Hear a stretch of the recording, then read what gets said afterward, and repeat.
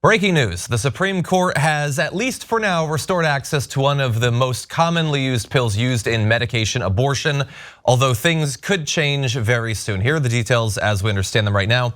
Justice Samuel Alito stepped in to temporarily block lower courts' decisions to impose restrictions on mifepristone, a pill used for medication abortion. The measure is essentially a pause on a Texas judge's ruling last week to void the drug's approval by the Food and Drug Administration.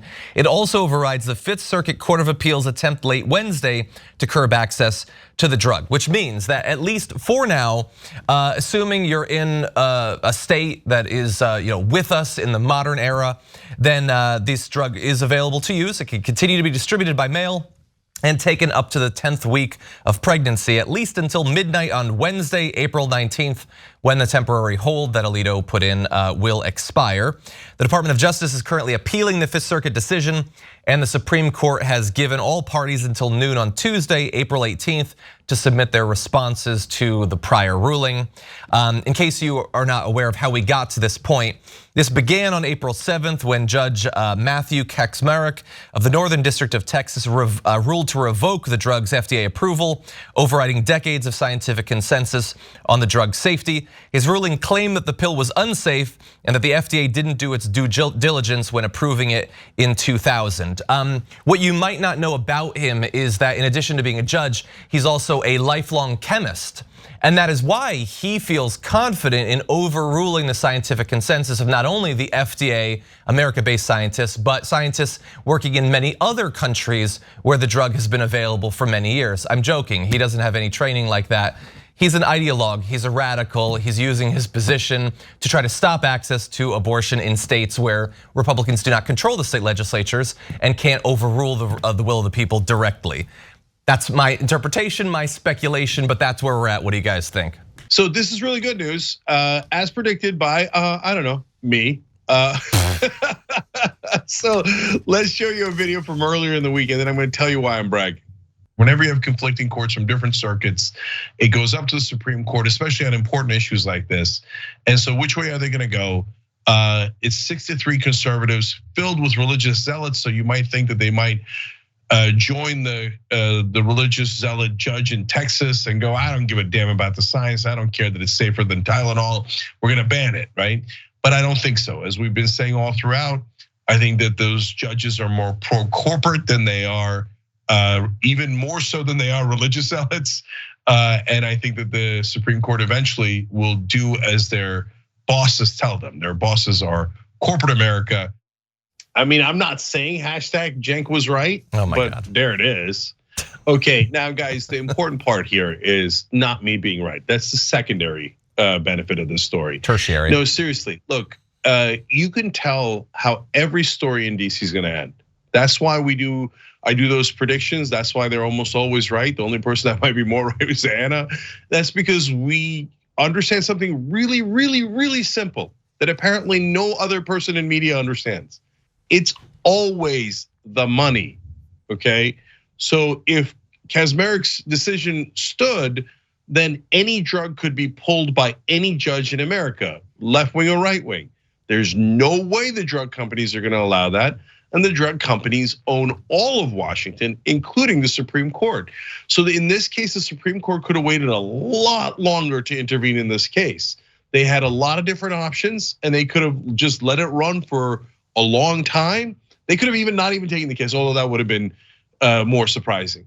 But they jumped in right away to say, no, this drug is totally available. I mean, oh, we're so pro-life. Oh yeah, get rid of goddamn Roe v. Wade. But allow the abortion drug. It's a drug. You're making money, right? You're making a lot of money from it. Allow it. You gotta allow it. You gotta allow it. Told you. I'm curious to see how the full court responds. I mean, they're eventually going to hear this case because of this forum shopping approach that conservatives have loved to take. It has really showed what a loon Kasparian is and why they keep going to him. If you look at his opinion, I did an interview with Chris Geidner, who's been a legal reporter for decades now. The other day, he pointed out how in his decision, one of his justifications for trying to restrict access to this drug nationwide, despite it being incredibly safe and having FDA approval now for 20 some years, He cited abortion and a website called Abortion Changes You. And this one quote, he pulled this one quote out of context, and immediately following it, it acknowledged that, sure, people who write on this site are going to have different opinions than the vast majority of people who take abortion drugs, which is the majority of people now who have abortions. And shows like he's willing to do anything. It's not rooted in any law. It's not rooted in any jurisprudence. It's just pure ideologue BS.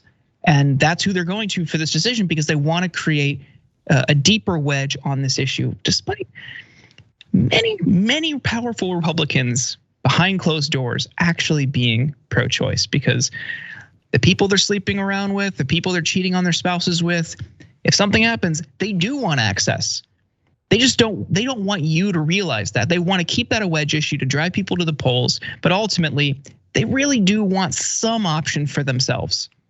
Yeah, and also, and I think we should close with this because we actually have another abortion-related story to get to.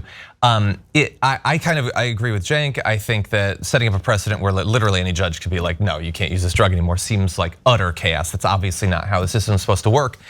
From the point of view of state level Republicans, if this had worked, this is almost perfect for them for two reasons. One, despite the fact that the Dobbs decision, they said their cover story was the justices shouldn't have decided for everyone. Instead, let's let each state decide. Well, obviously, many of these right-wing states are trying to outlaw abortion in other states. They want to make the abortion illegal nationally.